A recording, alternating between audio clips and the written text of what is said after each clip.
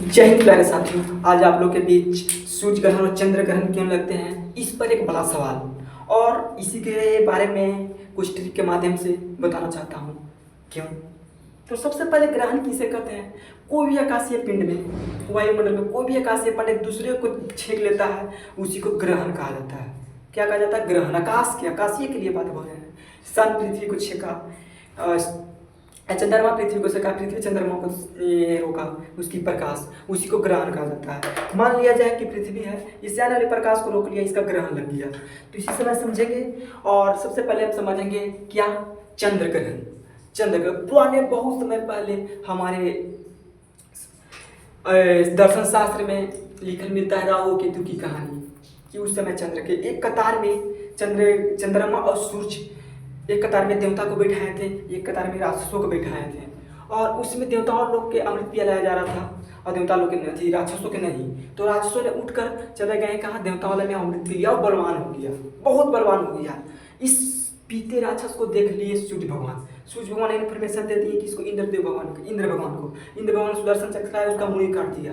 तो मुड़ी तो काटा नहीं, बहुत बलवान था, मरा तो नहीं, लेकिन मुड़ी कट गया। तो ऊपर वाला भाग का राहु हो गया, नीचे वाला भाग का केतु हो गया। तो ये पुराने समय में माना जाता है, लेकिन आज ज्योग्राफी के माध्यम से समझेंगे, यानी कि चंद्र ग्रहण। चंद्र ग्रहण ग्रहण समझिए। चंद्र ग्रहण यानी कि लूनर इक्लिप्स। लूनर इक्लिप्स चंद्र ग्रहण ज्यादा होता है।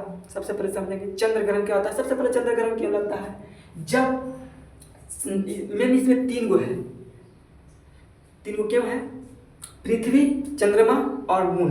क्योंकि मून है पृथ्वी के चारों ओर चक्कर करती है और चंद्रमा पृथ्वी के चारों ओर चक्कर करती है।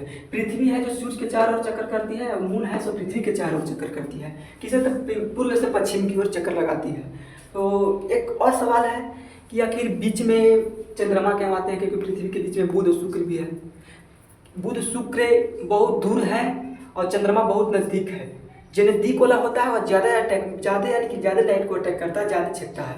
इसीलिए चंद्रमा से होता है, बुध और शुक्र से नहीं होता है। यह सवाल था बच्चों के। ठीक है, सबसे पहले क्या करेंगे कि चंद्र ग्रहण में ट्रिक है एम बराबर सेम, यानी कि एम फॉर मून यानी कि बीच में कौन आएगा? खाली इतना सेम याद रखना, एस ई एम। ई मतलब पृथ्वी, किसके किसके बीच में? तो सन और मून के बीच में कौन आ जाएगा? तो आ जाएगा अर्थ आ जाएगा। अर्थ कहाँ आ जाएगा? बीच में, तो चंद्र ग्रहण आएगा। बीच में पृथ्वी आ जाएगा तो चंद्र ग्रहण आएगा। एम बराबर सेम यानी कि बीच में अर्थ आ जाएगा, और किसके किसके बीच में? सन और मून के बीच में। और ये ज़्यादा समय तक रहता है। सूर्य ग्रहण की अपेक्षा चंद्र ग्रहण ज़्यादा समय तक लगता है, क्योंकि एक ही कतार में ज़्यादा दूरी घूमना पड़ता है, चक्कर लगाना पड़ता है। जब मान लिया जाए कि सन है, ये क्या है? सन है। ये क्या है? मून है। मून है। और देखिए इसके चारों ओर घूम रही है पृथ्वी। क्या? सूर्य के चारों ओर घूम रही है। चंद्रमा इसको चारों ओर घूम रही है। तो इसको यहाँ तक घूमते इसको यहाँ तक घूमते में यहाँ ज़्यादा समय लगता है, करीब 3 घंटा 28 मिनट ज़्यादा समय तक लगेगा। ये किस दिन लगेगा? तब पूर्णिमा के दिन। किस दिन? पूर्णिमा, यानी कि उस दिन चांद पूरा दिखाई देता है। क्या? चांद पूरा दिखाई देता है। और तो समझिए, उसके बाद आते हैं इसमें जो छाया बनता है। देखिए पृथ्वी पर आने वाली प्रकाश छेक लेते हैं, और उसके बाद इसमें शायद डार्क बनता है, कुछ अंदर ललीमा दिखाई पड़ता है। उसके बाद हम बताते हैं सोलर इक्लिप्स, यानी कि सूर्य ग्रहण। ये बहुत कम समय लेता है, बहुत कम समय लेता है। सोलर इक्लिप्स तो कहा जाता है, इसमें क्या होता है? एस बराबर एस एम ई, बीच में मून आ जाता है। मून तो यहाँ पर सनलाइट के प्रकाश आता है यहाँ पर, लेकिन इधर डार्क रहता है। इधर क्या रहता है?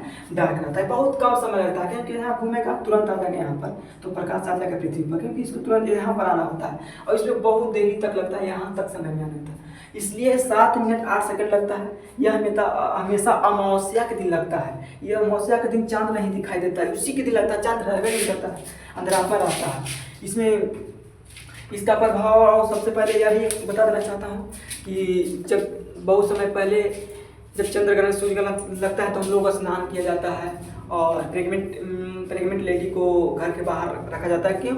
क्योंकि जब सूर्य चंद्र ग्रहण लगता है तो तापमान कम हो जाता है, और दूसरी बात है कि इसमें रेडिएशन फैलता है। रेडिएशन की वजह से प्रेग्नेंट में होने वाली संतान को बहुत बुरा प्रभाव हो सकता है। इसीलिए उनको उस समय नहीं देखना चाहिए, खुली आंखों से, नंगी आंखों से नहीं देखना चाहिए। हमें सभी को स्नान करना चाहिए, ये प्रथा बना दिया गया है। और स्नान करने वाला सूर्य ग्रहण चंद्र ग्रहण के समय में करना चाहिए। तो समझिए बीच में कौन आ जाता है? मून, बहुत कम समय तक लगता है। और एक और बात है कि चंद्रमा और सूरज की वजह से पृथ्वी में समुद्र में ज्वार भाटा आता है। चंद्रमा के सूर्य ग्रहण के गुरुत्वाकर्षण बल के कारण अधिक मात्रा में पानी को खींच लेता है। इस दिन क्या होता है, ज्वार भाटा आता है। और जब तीनों एक एक कतार में आ जाता है तो अधिक ज्वार भाटा उत्पन्न होता है। इनकी तीनों चंद्रमा के ग्रेविटेशनल फोर्स, सूर्य के ग्रेविटेशनल फोर्स की वजह से पृथ्वी में वहाँ समुद्र में क्या आता है, ज्वार भाटा आता है।